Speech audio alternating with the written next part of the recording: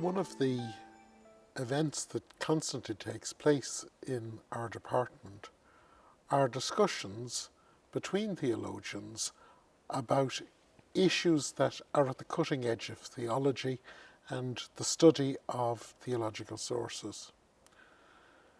Myself and Brandon Walker have been engaged in a discussion over the last couple of years on many issues to do with early Christian texts.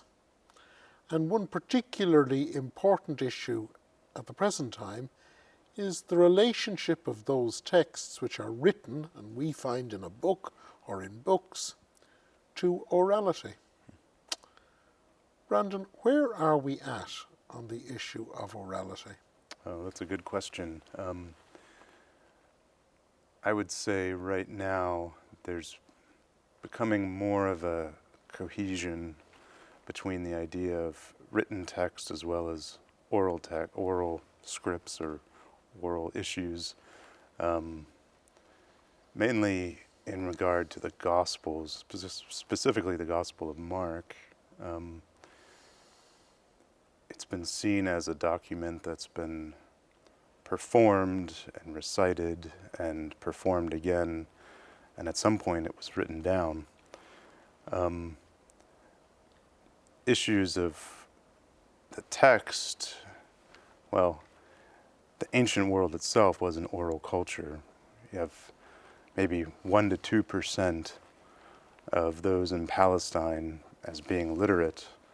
So you can imagine a lot of the discourse going on as being by word of mouth or through reading orally to those who could not read. And of course, one of the problems with orality is that we think we say the same thing to every person. Someone asks me to tell them the story of, what happened on your holidays? Mm-hmm. And you think you're telling the same thing to half a dozen people. And in fact, it gets to the point where you are actually bored with telling the story. Right. But every time you tell the story, it's mutating a little bit. It's drawing in new significances. It's drawing in links to the person you're speaking to, and they're giving you cues to what they think is important. Right. So the problem with orality is that while the people in an oral culture think of it as a very fixed form, it's the same old story. Right. They just told us, play it again, Sam. It never actually plays in the exact way. No, that's for sure.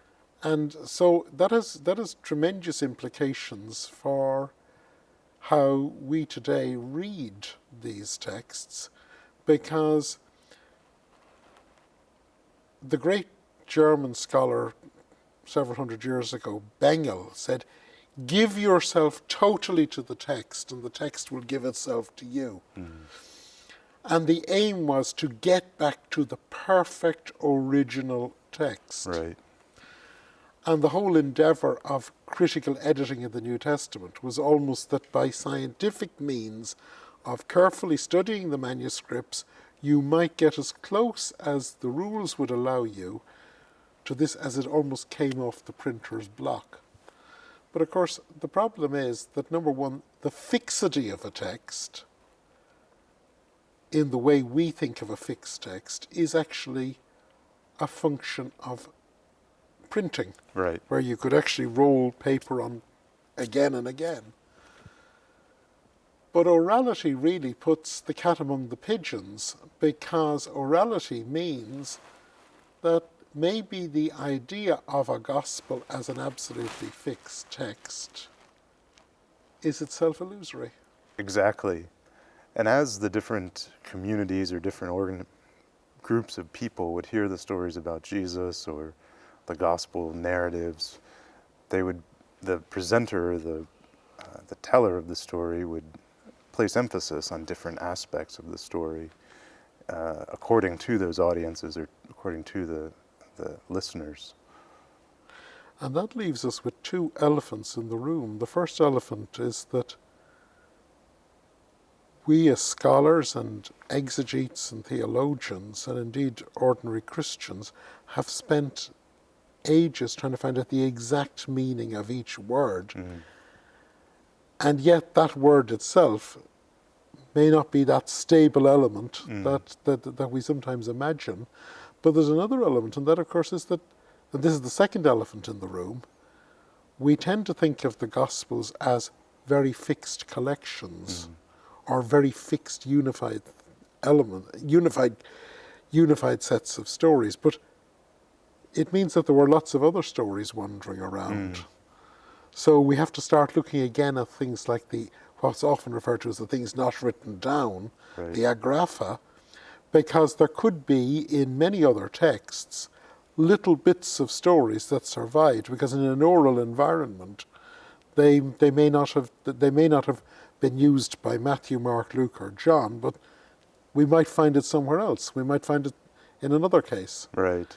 There's two very good examples of that. The first is in a little text called The Gospel According to the Hebrews, of which we've only about 6 or 7 little fragments. But there's one which is actually a post-resurrection meal. And when you look at the way the meal is structured, it's James meets Jesus, and James has you're supposed to know that James has said that he wouldn't eat again until he met the risen Christ after the Last Supper. And so Jesus comes to him and says, "Now you may eat, for you have met me." And they meet actually they actually set up, you're given the impression they meet on a road, and yet they set up a formal table. And clearly what's envisaged here is this is a story that was told in a community, in a meal context, a Eucharist context. Right. And often the story is found in Jerome, but he dismisses it as just a bit of legend. But actually, when we study oral environment, that story takes on a new meaning, because it could actually be a story that is as old as any, or older than any of the stories that we have in the 4 canonicals.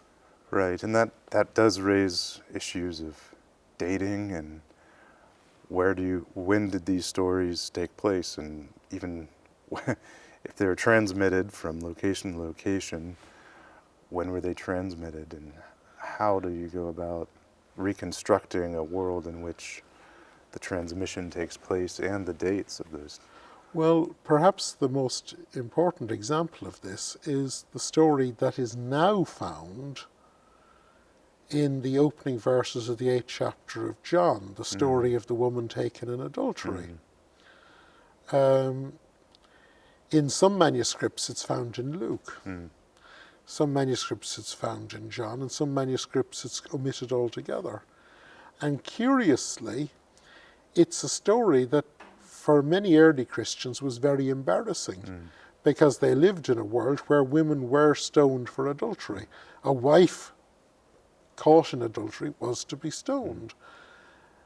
And the implication is that a lot of early Christians thought, well, that's necessary for good law and order.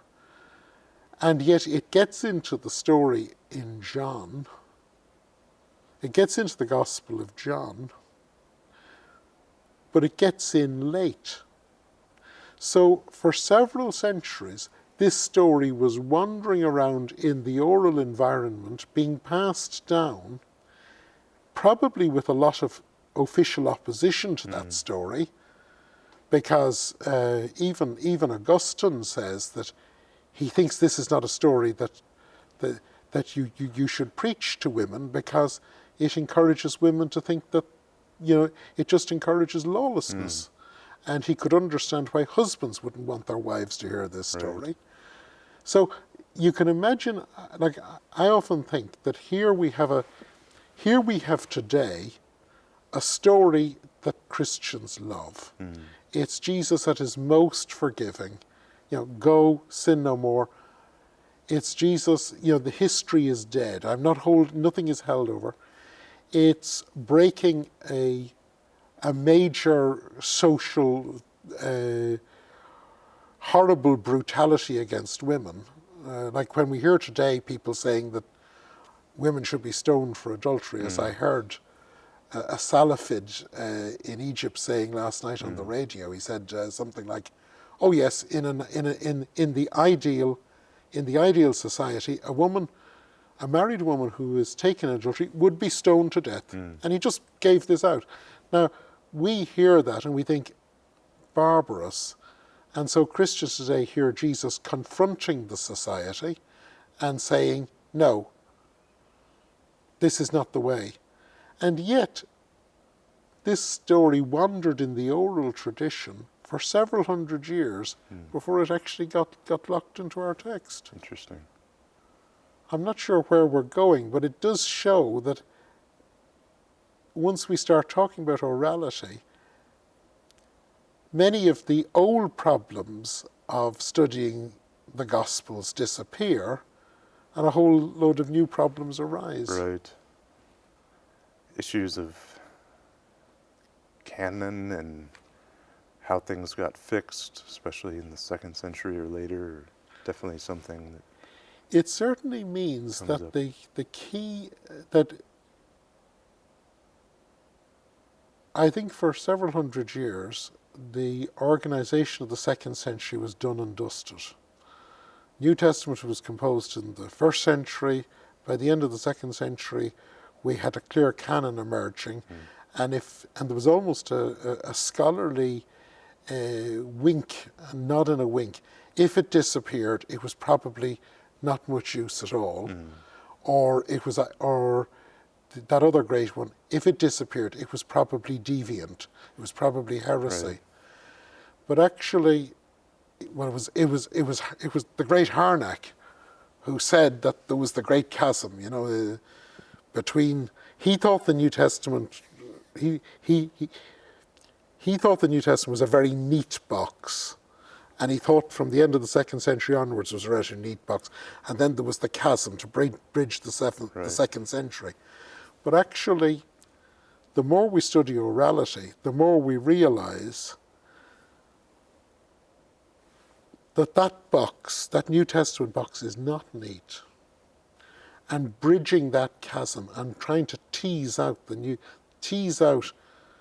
the agonizingly tenuous evidence from the 2nd century is more important than ever. Certainly.